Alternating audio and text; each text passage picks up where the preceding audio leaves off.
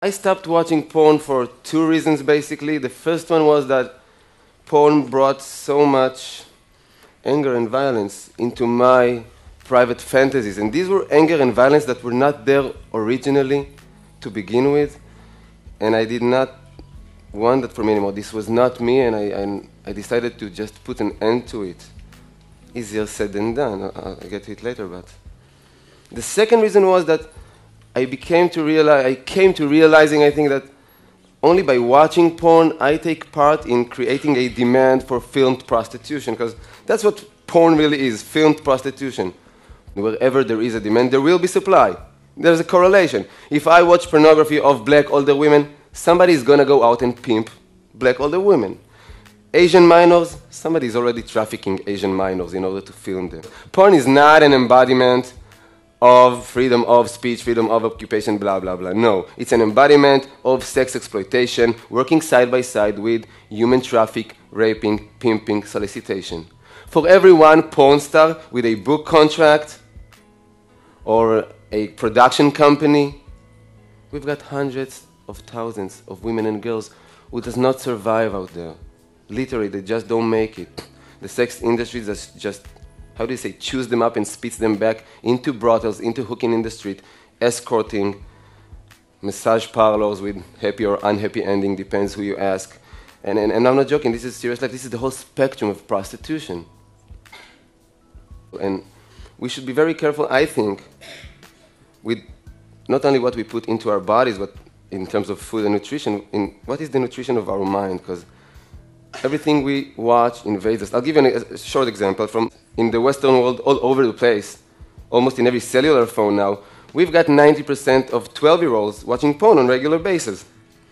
And it has both an addictive effect and a paralyzing effect. It's addictive because we develop somewhat of a dependency in porn, but the paralyzing part is because, mainly for young boys and men, because porn is teaching us that as a man, you are solely valued in sex by having a large penis and an eternal erection.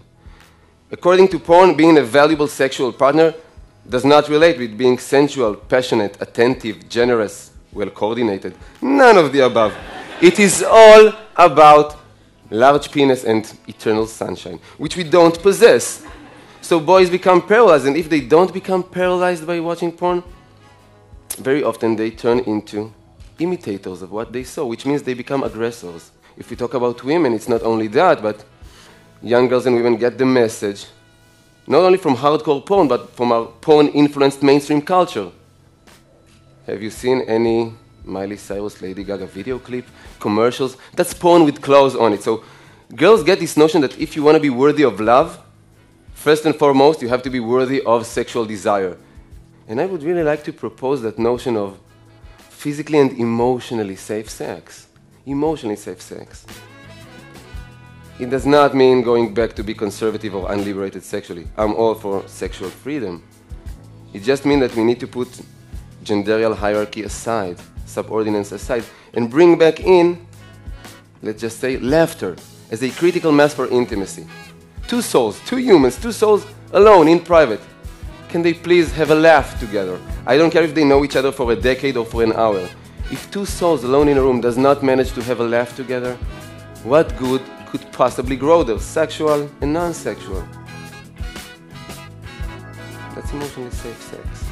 I just really want to ask for us to speak about these issues more, because I strongly feel that our history of silence never did us any good, because silence only perpetuates more silence, while talking normally gives birth to more talking, more sharing, more identification, more awareness, more change. Small change in our small, humble life, but real change, a true one, emotionally safer. Thank you for listening.